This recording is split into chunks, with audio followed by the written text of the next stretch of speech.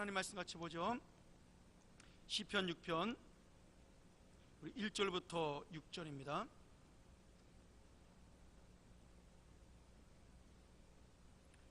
우리 한 절씩 교독하면서 주의 은혜를 나누도록 하죠. 제가 먼저 1절을 봉독합니다. 여호와여, 주의 분으로 나를 견책하지 마옵시며 주의 진노로 나를 징계하지 마옵소서. 여호와여, 내가 수척하여 싸우니 긍휼히 여기소서. 여호와여, 나의 뼈가 떨리오니 나를 고치소서. 나의 영혼도 심히 떨리나이다. 여호와여, 어느 때까지니까? 여호와여, 돌아와 나의 영혼을 건지시며 주의 인자심을 인하여 나를 구원하소서. 사망 중에서는 주를 기억함이 없사오니 음부에서 주께 감사할 자 누구리이까? 내가 탄식함으로 곰핍하여 밤마다 눈물로 내 침상을 띄우며 내 요를 적시나이다. 아멘. 우리 오늘서부터 시편 6편을 가지고 또 몇 주 동안 말씀을 나누도록 하죠. 시편 6편의 말씀은 보통 우리가 시편을 주제별로 나눌 때 참회의 시라고 부르는 말씀입니다. 또는 질병의 시로 부르기도 하는 학자들도 있고요. 쉽게 말하면 그 성도들이 당하는 고통과 고난과 절망에 대해서 그 마음을 토해놓은 그런 말씀으로 우리가 기억을 하고 있습니다. 시편에 보면 그 참회의 시, 다시 말하면 회개하면서 지은 시가 몇 편이 있는데요, 한 6편 정도로 우리가 보통 생각을 합니다. 참고로 알아두면 32편, 38편, 51편, 가장 이제 유명한 시가 51편이죠. 102편, 130편, 143편, 이렇게 6개 시하고 오늘 우리가 읽었던 6편을 첫 번째 참회의 시다 이렇게 부르셔서 총 7개의 회개하는 그런 시편의 내용이 있습니다. 이 본문의 배경을 100% 정확하다고 말할 수는 없지만 많은 학자들이 사무엘 12장에 나오는 배경, 다윗 왕이 그 밧세바와 범죄하고 난 다음에 우리아의 처인 밧세바가 아이를 낳게 되죠. 사실은 불륜의 씨앗인데 어쨌든 간에 그 아이를 낳는데 하나님께서 그 아이에게 다윗의 그 죄에 대한 심판으로 그 아이가 커다란, 태어나자마자 병에 걸리게 됩니다. 다윗이 이 아이의 목숨을 두고 엄청나게 하나님 앞에 울면서 눈물로 기도를 하죠. 차라리 내가 죄를 지었으니까 나를 죽여주시고 이 아이를 살려달라고 이 아이를 향해서 밤새워서 울면서 기도합니다. 그런데 결국 새벽녘에 이 아이의 생명을 하나님께서 거두어 가시게 되죠. 다윗이 너무나 며칠 동안 이 아이를 위해서 밤새워 울고 기도했기 때문에 신하들이 이 아이가 죽었다는 말을 차마 하지를 못합니다. 그런데 다윗이 기도가 끝나서 밖으로 나가보니까 분위기가 아무도 말을 못하고 이상한 거죠. 다윗이 신하에게 물어봅니다. 그 아이가 죽었느냐? 신하가 어려워서 대답을 하지 못하자 다윗이 그 아이가 죽었다라는 그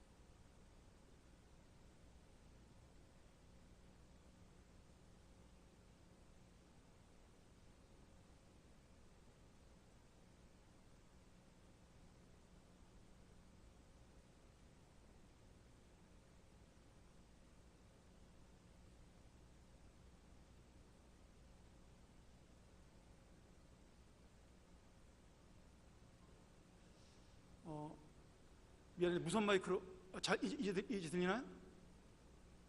네, 괜찮습니까? 네. 그럼 그동안 제가 했던 얘기 다 못 들으셨겠네요? 지금까지 녹음한 거 지우시고 다 처음부터 다시 하겠습니다. 자, 우리 시편 6편 아까 제가 잠깐 설명드렸는데 참회의 시, 시편에 나오는 7개의 시 중에 첫 번째 참회의 시라고 부르고 회개하는, 하나님 앞에 회개하는 시로 알려져 있죠. 특별히 사무엘하 12장에 나오는 그 다윗이 범죄에서 낳은 아들이 죽은 다음에 하나님 앞에 지은 시입니다.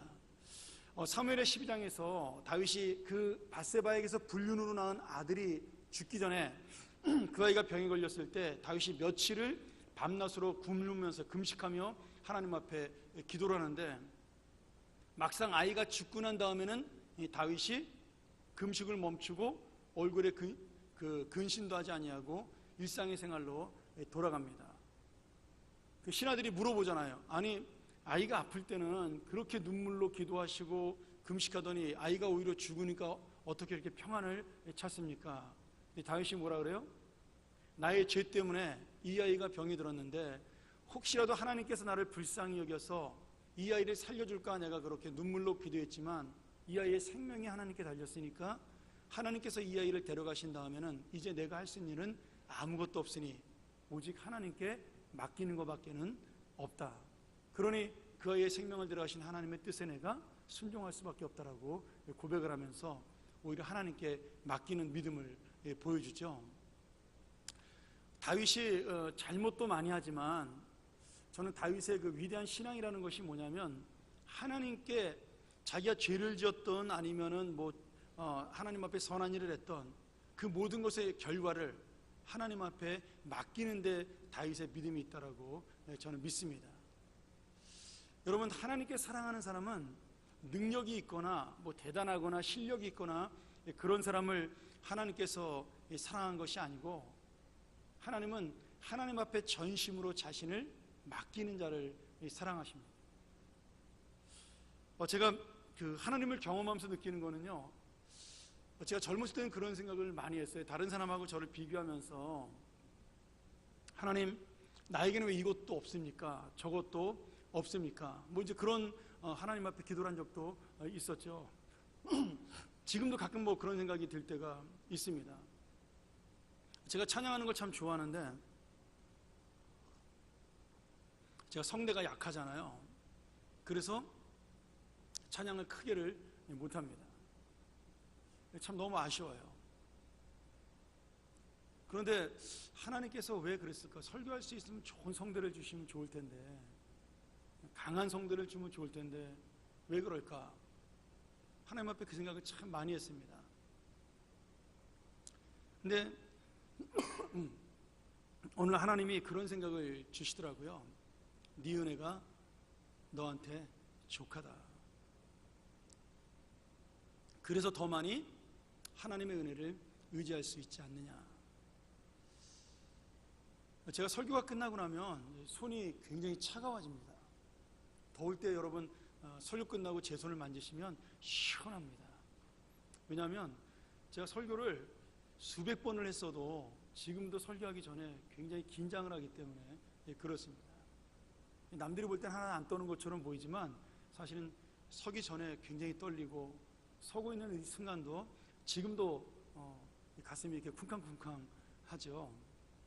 많이 해봤기 때문에 익숙한 것이지, 여러분, 제가 항상 떨리는 마음으로 쓰는 것은 언제나 변함이 없습니다. 왜냐하면 제가 약하다는 사실을 스스로 알기 때문이에요. 그래서 더 많이 하나님 앞에 조심하게 되고, 하나님 앞에 더 많이 주의하게 되고, 그러면서 말씀을 준비하고 이 자리에 서게 됩니다. 물론 한결같이 똑같은 마음으로 제가 정성스럽게 설교한다는 건 거짓말이겠지만, 그래도 제가 약하기 때문에 설교할 때마다 하나님의 은혜를 더 붙잡는 게 아닌가라고 저는 생각을 합니다.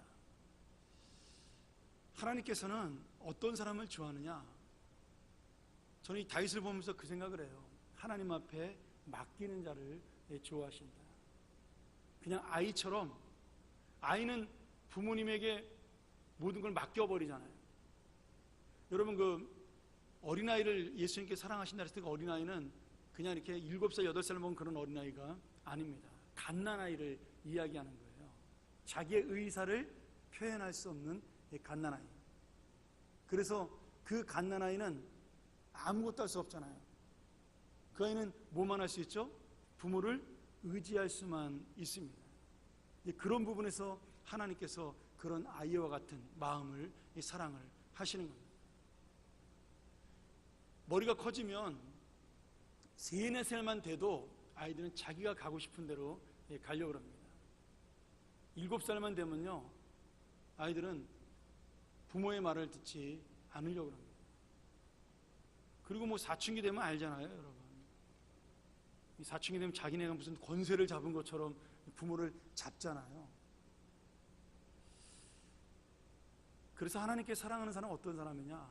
정말 자기의 모든 것을 주님 앞에 맡길 수 있는 그런 아기와 같은 그런 사람을 하나님이 사랑하시는데, 다윗이 바로 그런 믿음을 가지고 하나님 앞에 자신을 맡긴 사람이 아닌가, 저는 그렇게 믿습니다. 그래서 오늘 이 시편 6편이 굉장히 우리한테 주는 은혜가 있지만, 아마 그 다윗을 사랑했던 많은 사람들도 이 시편 6편을 보고 은혜를 받은 것 같아요. 그래서 그 유대인들은 아침마다 이 시편 6편 1절부터 3절을 계속해서 고백하면서 아침에 하나님 앞에 자기의 죄를 고백하고, 그리고 주님이 나를 떠나지 않고 항상 함께 해달라고 그렇게 하나님 앞에 기도하는 그러한 아침의 기도의 시이기도 합니다. 이스라엘 사람들은 다 이걸 외워서 1절, 2절, 3절을 매일같이 암송을 하면서 기도를 하는 거죠. 회개할 때마다. 어쨌든 이 시편 6편 속에는 그래서 다윗의 그 고통 속에도 하나님 앞에 자신을 맡기는 그런 믿음의 고백들이 몇 가지로 담겨져 있습니다. 오늘 말씀해 보니까 굉장히 그런 표현들을 많이 하잖아요. 2절에 보면 뼈가 떨린다 뭐 이런 말을 하고, 3절에 보면 내 영혼이 떨린다 그렇게 표현을 합니다. 여러분, 뼈가 떨린다는 말이 무슨 말일까요? 뼈가 떨리는 적이 있나요? 우리가 이제 이스라엘 사람하고 우리하고 이제 많이 감정적으로 비슷하단 말이 그런 거죠. 이제 뼈가 아프다 이런 말 하잖아요. 뼈 아픈 고통이다 뭐 이런 말 쓰잖아요. 이제 그런 의미가 담겨져 있는 거죠. 내 이 안속까지, 마음속 깊은 곳까지 고통을 당할 때 우리가 뼈라는 단어를 쓰는 것처럼 지금 이스라엘 사람들도 똑같이 그런 표현을 다윗이 쓰고 있는 겁니다. 똑같은 말로 영혼이 떨린다는 말도 뭐 영혼이 떨리게 하겠어요? 그러나 지금 내가 육신의 아픔을 넘어서 내 안에 피부 깊숙한, 폐부 깊숙한 내 오장육부까지도 힘들고 어려울 정도로 우리가 지금 고통 속에 있다는 말을 표현할 때 이 뼈가 떨리고 영혼이 떨린다는 말을 씁니다. 여러분, 의학적으로도 걱정 근심을 하면 스트레스가 어디로 오죠? 스트레스가 이 안 보이는 안쪽에 장으로 옵니다. 그래서 여러분, 폐암의 가장 큰 원인은 담배가 아닙니다. 폐암의 가장 큰 원인은 스트레스예요. 간암도 마찬가지입니다. 한의사들이 그런 얘기를 많이 하죠. 저도 뭐 가끔 한의원 가면 그런 얘기 하는데, 제가 피곤하고 막 이렇게 스트레스 받아가지고 한의원을 가면 그 한의사가 뭐라 하냐면 간에서 열이 난다라는 표현을 씁니다. 잘 모르겠어요. 열이 난다는 말이 무슨 말인지 잘 모르겠지만, 이 안에서 내가 밖에서 받는 고통과 스트레스를 안에서 지금 이렇게 달구고 있다는 얘기겠죠. 그러니 지금 여기 뼈가 떨린다, 그리고 내 영혼이 떨린다라는 표현은 어떤 표현이냐? 가장 힘들고 어려운 자신을 표현할 때 쓰는 단어라고 우리가 볼 수가 있습니다. 지금 전 인격적으로 내 육신과 마음과 영혼이 다 힘들다라는 이야기입니다. 다윗이 왜 이렇게 힘드냐면 여러 가지 이유가 있겠지만, 지금 일단 그런 범죄를 하고 자기의 죄 때문에 죄 없는 자기의 아들이 죽고, 그리고 자기의 죄로 인해서 나단에게 책망을 듣고, 그리고 수많은 자기를 대적하는 사람들, 뭐 꼭 적군을 말하는 건 아닙니다. 지금 다윗의 왕권에 대해 도전하거나 아니면 어떻게든지 자신도 그런 권력을 차지하려는 사람들, 대표적인 사람으로 뭐 요압 같은 장군이 있겠죠. 이런 사람들이 지금 다윗을 어떻게 왕으로서 그런 일을 할 수 있냐라고 그에게 책망하고 힐난하면서 비난을 하는 겁니다. 그런 마음의 고통들이 지금 다윗을 굉장히 힘들게 하고 있는 거죠. 그런데 다윗은 그런 고통과 아픔에 대해서 하나님 앞에 그 모든 것을 맡긴다라는 겁니다. 여러분, 지금 다윗이 이 본문을 보면 굉장히 깊은 회개를 하나님에게 하고 있어요. 근데 그 깊은 회개가 단순히 회개하고 이 죄를 씻는 것으로, 내 마음이 시원해지는 것으로 끝나는 것이 아니라, 지금 하나님과의 관계, 다시 말하면 하나님이 나를 떠나지 아니하고 나를 끝까지 붙들어주는, 나를 기억해달라는 그러한 간구로 나아가고 있다라는 겁니다. 아마도 다윗은 자기가 간절히 기도했음에도 불구하고 바스바가 낳은 아들이 병으로 죽는 모습을 바라보면서 하나님께서 자기의 기도를 들어주지 않는 모습을 보면서, 하나님이 혹시 나를 떠나신 게 아닌가라는 그런 두려움 속에서 이 본문을 기도했던 것으로 우리가 추측해 볼 수가 있는 거죠. 제가 이 본문을 보다가 제가 설교 준비할 때 그 성경을 한 두세 개 정도 같이 놓고 보는데, 저는 오늘 이 5절 6절을 읽으면서 공동번역을 보면서 제가 은혜를 많이 받았습니다. 우리 한번 그 화면에 공동번역 제가 띄워달라고 부탁했는데, 한번 같이 한번 읽어볼까요? 자, 시작. 죽으면 당신을 생각할 수 없고 죽음의 나라에선 당신을 기릴 자 없사옵니다. 나는 울다가 지쳤습니다. 밤마다 침상을 눈물로 적시고 나의 잠자리는 눈물바다가 되었습니다. 우리 개역 한글 성경에는 사망 중에는 주를 기억함이 없사오니 또 음부에서는 주께 감사할 자가 누굽니까? 이렇게 얘기하죠. 여러분, 이 사망이란 말과 음부라는 말이 뭐 단순히 그 사망으로 가지 않게 해달라, 죽음으로 가지 않게 해달라, 그런 정도의 의미가 아닙니다. 이 음부가 이제 지옥을 말하는 거지 않습니까? 아마 원문은 스올이라고 나왔을 텐데, 헬라어로 게헨나라고 부르는 이제 지옥을 표현하는 단어죠. 근데 이 사망이나 음부라는 단어를 써서 내가 지금 그곳에 가고 싶지 않다, 그런 정도의 표현이 아니라 내가 그곳에 가기를 싫어하는 이유가, 그곳에 가면 안 되는 이유가, 거기에는 뭐가 없어요? 거기에는 하나님이 계시지 않기 때문이라는 거예요. 물론 하나님이 다스리는 곳이지만 이것을 문학적 표현으로 다시 말하면 그곳에서는 더 이상 하나님을 만날 수 있는 희망이 없다라는 겁니다. 그러니 지금 다윗은 뭐예요? 내가 지옥에 가는 것이 두려운 것이 아니라, 지옥에 가게 되면 그 뭐 고통이나 불 때문에 뜨거워서 힘든 것이 아니라, 나를 사랑하는 주님, 나와 함께하는 주님, 나를 기억하는 주님을 거기서는 부를 수가 없기 때문에, 불러도 소용이 없기 때문에 나는 하나님 그곳으로 가고 싶지 않다라고 그렇게 고백을 하고 있는 거죠. 그러면서 6절에 뭐라 그래요? 그러니 하나님, 내가 지금 울다가 지쳤습니다. 여러분, 왜 울었겠어요? 회개하느라고 울은 거죠.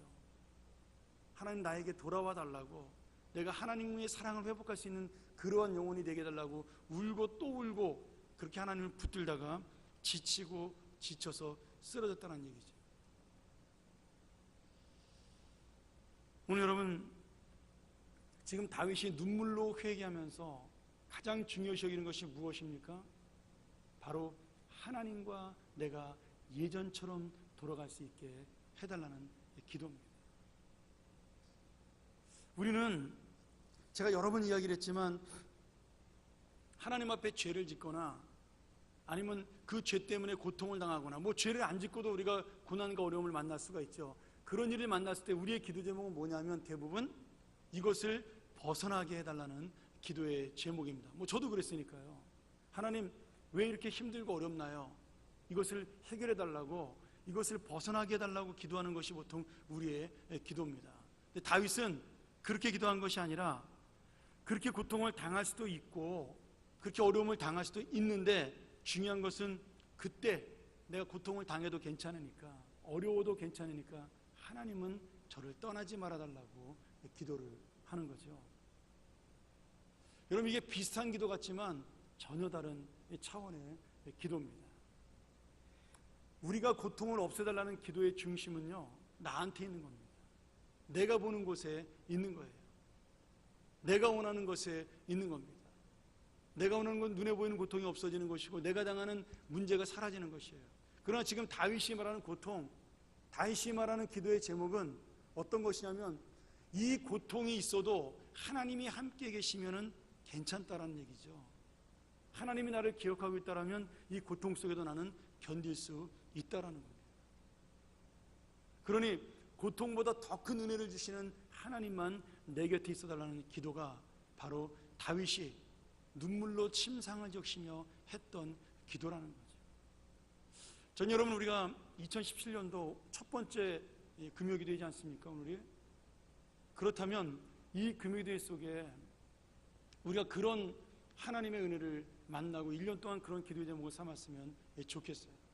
내가 어떤 상황에 있어도, 어떤 어려움 속에 있어도 하나님을 붙드는 마음, 또 하나님이 나를 기억하고 있는 마음, 그 마음을 내가 잊지 않게 해달라는 기도의 제목. 저는 그것이 우리 1년의 기도 제목이 되기를 소원합니다. 사실 하나님은 다윗을 떠나지 않으시죠. 하나님은 다윗을 잊어버리거나 기억하지 못하시지도 않습니다. 사실은 다윗의 마음속에 그 두려움이 있는 것뿐인 거죠. 내가 죄를 지었기 때문에 하나님 나를 떠날 수도 있겠구나. 내가 하나님의 사랑을 받았음에도 불구하고 내가 하나님 앞에 바로 서지 못했으니까 혹시 하나님이 나를 미워해서 나를 버릴 수도 있겠구나. 여러분, 왜 다윗은 그런 두려움을 가졌죠? 사울왕이 예전에 그런 죄를 짓고 하나님에게 버림을 받았기 때문에 다윗도 언제든지 그렇게 될 수 있다는 두려움을 가지고 살았던 것 같아요. 그러나 여러분, 다윗은 그런 두려움을 가졌지만 우리는 그런 두려움을 가질 필요가 없습니다. 왜요? 하나님은 이제 다시는 우리를 떠나시지 않는다라고 예수 그리스도를 통해 약속해 주셨기 때문입니다. 우리는 다윗보다 훨씬 더 큰 믿음을 가지고 하나님을 바라볼 수가 있는 거죠. 다윗도 몰랐던, 다윗도 깨닫지 못했던 하나님의 사랑, 하나님의 놀라운 은혜, 우리를 영원토록 붙잡으시고 우리를 인도하시는 그 하나님의 역사, 그것이 바로 지금도 나와 함께 있고 영원토록 나와 함께 있을 것이라는 그 하나님의 약속을 우리가 가지고 있기 때문에 어쩌면 우리는 다윗보다 더 큰 은혜를 가지고, 아니면 더 큰 믿음을 가지고 이 땅을 살아갈 수 있는 하나님의 자녀가 될 줄로 믿습니다. 여러분, 하나님은요 우리를 떠나시지 않아요. 하나님은 우리를 버리시지도 않습니다. 중요한 것은 내가 그 사실을 놓치지 아니하고 잊어버리지 아니하고 그 하나님을 끝까지 붙들고 사는 것입니다. 우리가 진정으로 하나님을 의지하는 것은요, 내가 능력이 있기 때문에, 내가 하나님 앞에 도덕적으로 잘 살기 때문에, 깨끗하기 때문에, 의로운 사람이기 때문에, 여러분, 그렇지 않습니다. 내가 연약해서 언제든지 잘못해서 넘어질 수도 있고, 낙심할 수도 있고, 실망할 수도 있고, 또 눈에 보이는 현실이 나의 죄 때문에 고통을 당할 수도 있고, 아니면 하나님의 어떤 섭리로 인해서 내가 근심을 만날 수도 있고 걱정을 만날 수도 있지만, 그러나 우리의 바뀌는 마음 가운데서도, 우리의 넘어지고 낙심하는 마음 가운데서도 하나도 변하지 않는 것, 하나도 달라지지 않는 것은 하나님의 은혜요 하나님의 사랑이기 때문에 내가 그것을 붙들고 살 수 있는 믿음을 달라고 기도하는 것, 여러분, 그것이 바로 여러분이 올 한 해 붙들어야 될 하나님의 기도의 제목입니다. 여러분, 기도라는 게 무엇입니까? 기도라는 것은 내가 원하는 것을 응답받는 것이 기도가 아니에요. 그것은 기도의 가장 낮은 차원의, 그것은 정입니다. 기도는요, 하나님이 나를 사랑한다는 것을 깨닫게 되는 가장 큰 증거입니다. 기도하는 자체가 바로 내가 하나님의 자녀라는 증거예요. 여러분, 하나님의 은혜를 모르는 사람은 아무리 기도하고 싶어도 기도를 할 수가 없는 겁니다. 하나님이 누군지를 깨닫지 못하는 사람은요, 하나님께 이름도 조차 부르지 못하면서 이 기도라는 단어조차도 사용할 수가 없는 거죠. 그러니 내가 지금 주님 앞에 기도한다는 것은 이미 내가 하나님의 사랑받는 자로 살고 있다는 그런 놀라운 은혜를 하나님 앞에 고백하고 그 사랑을 받고 있는 증거가 되는 겁니다. 여러분, 그러니 이 금요기도회가 얼마나 감사한 시간이에요. 얼마나 놀라운 시간이에요. 하나님과 나를 확인하는 시간이잖아요. 하나님 나를 정말로 사랑한다는 것을 내가 만나는 시간이잖아요. 일주일에 한 번씩 우리가 정기적으로 이렇게 만나서 뜨겁게 찬양하고 기도하면서 정말 하나님이 나를 사랑하는구나, 나는 하나님밖에 없구나, 이 사실을 확인할 수 있는 이 놀라운 날이 바로 금요 기도회입니다. 그래서 좀 많이 나와서 함께 이 사랑을 확인받았으면 좋겠어요. 여러분, 힘들수록 그러니까 더 기도해야죠. 어려울수록 더 많이 기도하고, 괴로울수록 더 많이 기도하고. 여러분, 정말 비라율 목사님이 그런 얘기 했잖아요. 나는 바쁠수록 기도한다고. 루터도 그런 얘기 했지 않습니까? 오늘은 내가 바쁘기 때문에 1시간 더 기도한다. 내가 보통 하루에 2시간 기도하는데 오늘은 바쁘기 때문에 3시간을 기도한다. 그럼 힘들고 바쁠수록 하나님과 내가 만나는 시간, 확인하는 시간이 얼마나 더 기쁘고 즐거운 시간인지 모릅니다. 하나님 나를 절대로 버리시지 않는다는 이 확인을 받는 시간, 언제나 나와 함께 있는 것을 확인하는 그 시간이 바로 우리의 기도요, 또 내가 오늘 끝까지 붙들어야 될 하나님의 은혜라고 저는 믿습니다. 제가 이 말씀만 하고 좀 마치도록 하죠. 하나님께서 인간을 창조하실 때 그 이스라엘 사람들에게 전해지는 전설이 있습니다. 물론 성경에 있는 얘기는 아니지만 이스라엘 사람들은 그 하나님과 이런 전설들을 꽤 많이 갖고 있는데, 그 중에 하나도 그런 전설이에요. 하나님께서 사람을 창조하기 전에 천사들을 불러서 4명의 천사에게 물어보았습니다. 첫 번째 천사인 의의 천사에게 물어보죠. 내가 세상을 창조하고 이 세상에서 가장 으뜸되는 사람을 나의 형상으로 창조하려고 그러는데 너는 어떻게 생각하냐, 이렇게 물어보셨어요. 그랬더니 이 의의 천사가 대답했다 그래요. 하나님, 사람들은 보나마나 자신들의 욕심으로 이 땅을 더럽힐 것입니다. 그러니 그들을 창조하지 않는 것이 하나님이 훨씬 더 기쁘게 살아갈 수 있습니다. 이렇게 대답을 한 거죠. 하나님께 두 번째 천사인 거룩의 천사에게 또 똑같이 물어봤습니다. 그때 이 거룩의 천사도 이렇게 대답했다 그래요. 하나님, 사람을 창조하셔서는 안 됩니다. 그들은 정말로 부정하기 때문에, 더럽기 때문에 하나님의 영광을, 하나님의 거룩함을 더럽힐 것입니다. 그리고 하나님 금방 후회하실 것입니다. 그러니 하나님 아예 사람을 창조하지 않는 것이 좋을 것 같습니다. 하나님이 세 번째 천사에게 물어봤다 그래. 빛의 천사에게 물어봤습니다. 그때 빛의 천사도 똑같은 대답을 한 거죠. 하나님, 절대로 사람을 창조해서는 안 됩니다. 인간들은 이 빛을 어둠으로 바꿔놓을 그러한 욕심과 악의 존재입니다. 하나님께서 마지막으로 네 번째 천사인 긍휼의 천사에게 똑같은 질문을 했습니다. 내가 사람을 창조하러 가는데 너는 어떻게 생각하느냐. 긍휼의 천사는 다른 세 천사와 다르게 거룩과 의와 빛의 천사와 다르게 이렇게 대답을 했다 그래요. 하나님, 힘들고 어려운 사람들이지만 하나님께서 사람을 창조하셔야 됩니다. 하나님께서 사람을 창조하시면 이 세상은 불의하고 더러워지고 어둡게 될지도 모릅니다. 그러나 하나님께서 저들에게 이 더럽고 어두운 세상, 불의한 세상에서도 끝까지 내가 그들을 사랑한다는 모습을 보여준다면, 그리고 저도 역시 하나님의 긍휼과 이 하나님의 사랑을 저들에게 전한다면 반드시 그들은 새로워지고 하나님께서 기대하시는 사람들이 될 것이며, 그리고 하나님 앞으로 나오게 될 것입니다.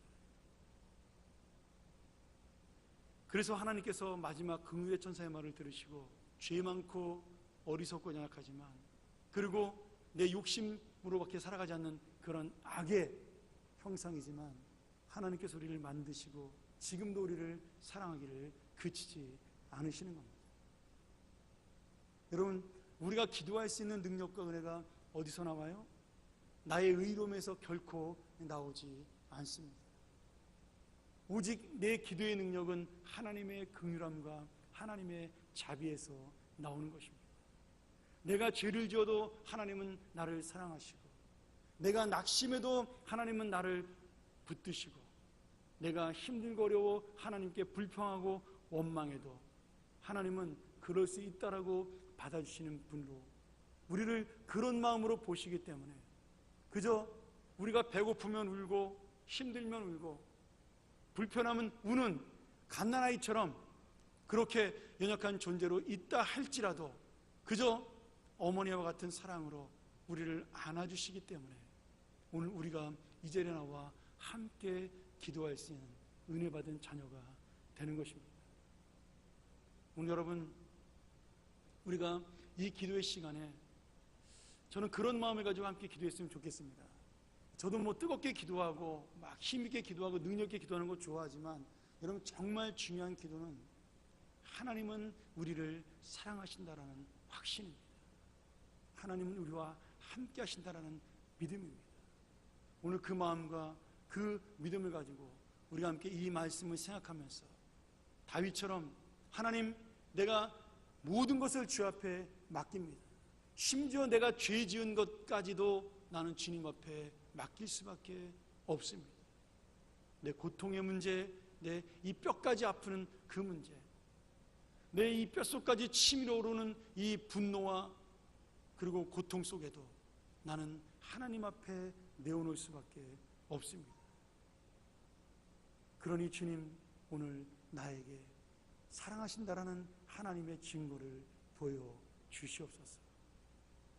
오늘 이 다윗의 기도가 바로 우리의 기도가 되고, 우리를 정말 사랑 가운데 창조하셔서 지금도 사랑과 긍휼로 돌보시며 끝까지 우리를 포기하지 않으시며 정말 도저히 상대할 수 없는 그러한 연약한 우리임에도 불구하고 포기하지 않으시고 다가와 주시는 그 하나님, 그 아버지 하나님, 그 주님을 만나고 돌아가는 귀한 시간 되기를 주님의 이름으로 간절히 축원합니다. 우리 한번 같이 이 말씀 기억하면서 기도할까요?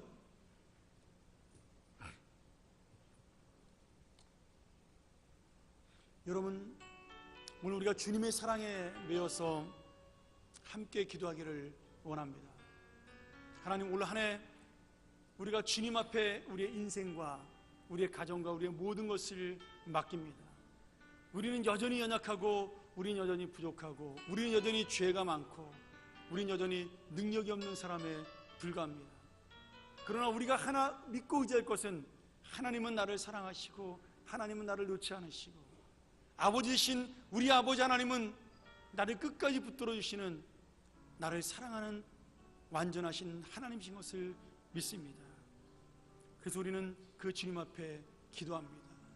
그 주님 앞에 간구합니다. 하나님, 올 한 해를 주님 앞에 맡기오니 우리의 가정을, 우리의 직장을, 우리의 사업, 우리의 교회를, 이 나라와 이 민족을, 그리고 나의 연약함을 주님이 끝까지 붙들어 주시옵소서. 우리 한번 시간 통성으로 기도하겠습니다.